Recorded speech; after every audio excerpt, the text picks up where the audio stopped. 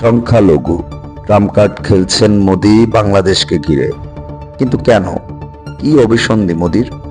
নিজ দেশের সংখ্যালঘু যে নিরাপদ করতে পারে না, তার মুখে কি সংখ্যালঘু কার্ড মানায়? তবুও নির্লজ্জ হয়ে খেলে যাচ্ছেন এই কার্ড। লেলিয়ে দিয়েছেন তার কুকুর মিডিয়া বাংলাদেশের পিছে। কিছুটা সফল হয়েছেনও বটে, না হলে ব্রিটিশ পার্লামেন্ট এই আলোচনা কি আসে?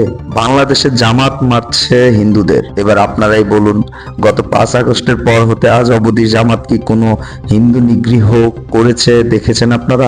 ভারতের সংখ্যালঘু মুসলিমরা বর্তমানে কেমন আছে গোটা বিশ্ব তো জানে। কি হচ্ছে সংখ্যালঘু খ্রিস্টানদের এবং কুকিদের সাথে মণিপুরে, তা তো কারো অজানা নয়। এইবার ভারতের সংখ্যালঘু মুসলিমদের খাদ্যাভ্যাসেও হস্তক্ষেপ করলো আসামের মুখ্যমন্ত্রী হিমন্ত বিশ্ব শর্মা। বাংলাদেশের সংখ্যালঘুদের নিয়ে যে ভারত গুজব ছড়ায়, সেই ভারতের আসাম রাজ্যতেও সংখ্যালঘু মুসলিমরা অনিরাপদ। প্রকাশ্য খেতে পারবে না গরুর মাংস, মুসলিমরা বলছেন রাজ্যের স্বয়ং মুখ্যমন্ত্রী। সংবাদ সংস্থা ANI কে দেওয়া সাক্ষাৎকারে হিমন্ত বলেন, আমরা সিদ্ধান্ত নিয়েছি অসমের কোনো রেস্তোরাঁ হোটেলে গোমাংস বিক্রি করা যাবে না, কোনো অনুষ্ঠানে বা জনসমক্ষে কোথাও গোমাংস পরিবেশন করা যাবে না। রাজ্যে সম্পূর্ণভাবে প্রকাশ্য গোমাংস নিষিদ্ধ করার সিদ্ধান্ত নিয়েছি আমরা।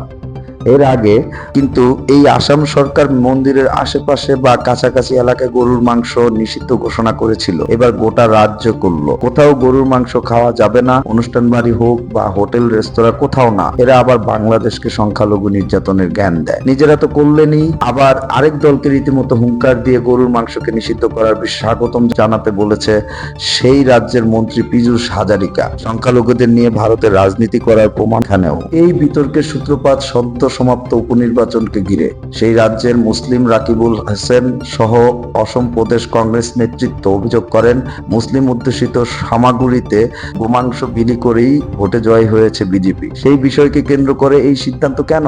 জনাব রাকিবুল হাসান মুসলিম, তাই যদি সে এই সত্য বলে অপরাধ করেই থাকে, তার জন্য গোটা রাজ্যের মুসলিমদের উপর গরুর মাংস খাওয়া নিষিদ্ধ ভারতের কোন মানবতা?